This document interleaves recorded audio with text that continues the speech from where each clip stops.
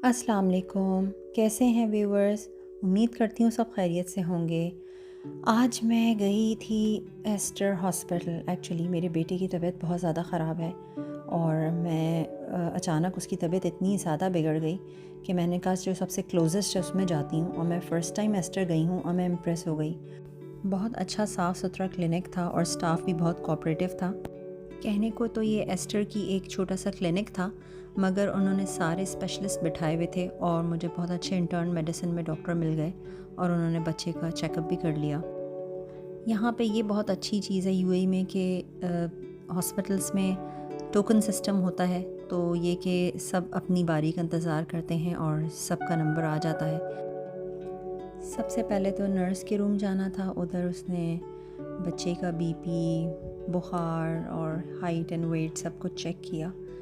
बस उसके बाद उन्होंने कहा आप वेट करें, डॉक्टर आपको कॉल कर लेंगे। आजकल बच्चे स्कूल्स में भी बहुत ज़्यादा बीमार हो रहे हैं, वायरल इन्फेक्शंस बहुत ज़्यादा फैले हुए हैं, इन्फ्लुएंज़ा भी इनफैक्ट काफ़ी ज़्यादा है।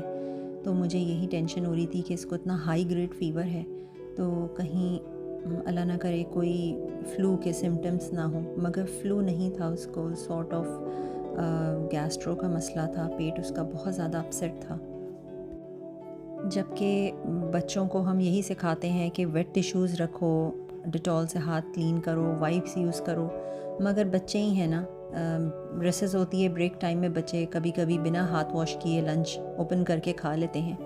तो मैं कहूँगी मदर्स को कि सब अपने बच्चों को प्लीज़ टाइम टू टाइम ये बात बताते रहा करें, नहीं तो फिर यही होता है कि फिर बहुत सफ़र करना पड़ता है। जैसे मेरे बेटे के साथ हुआ, कुछ उसके हाथ में कंटेजियस बैक्टीरियाज़ लगे होंगे जिससे उसने फूड इनटेक किया और वो बैक्टीरिया ज़ाहिर है उसके पेट में चला गया। तो इतनी हालत ख़राब हो गई, वॉमिटिंग्स, मोशन स्टॉप ही नहीं हो रहे थे।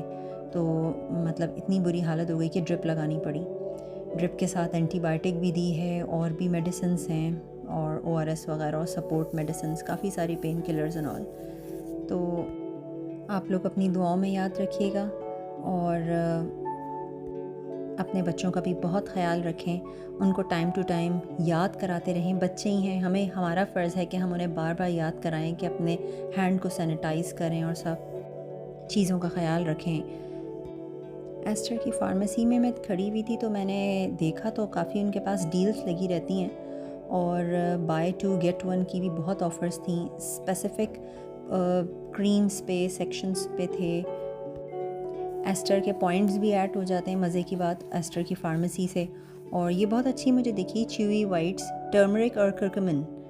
हमेशा जो ऐसी च्यूएबल होती हैं वो बच्चों में होती हैं, मगर ये एडल्ट्स की थी। तो आप देखें ना ये कितनी अच्छी है। अक्सर पैरों में काफ़ी स्वेलिंग हो रही थी, तो वेन्स में काफ़ी ज़्यादा स्वेलिंग आ रही थी, तो मैं उसकी वहाँ सपोर्ट एंकल्स देख रही थी। और ये जेल पैड की भी एक नई आई है। जो सादी वाली एंकल सपोर्ट थी वो थोड़ी चीप थी, मगर जो जेल वाली नई आई है वो थोड़ी सी एक्सपेंसिव थी।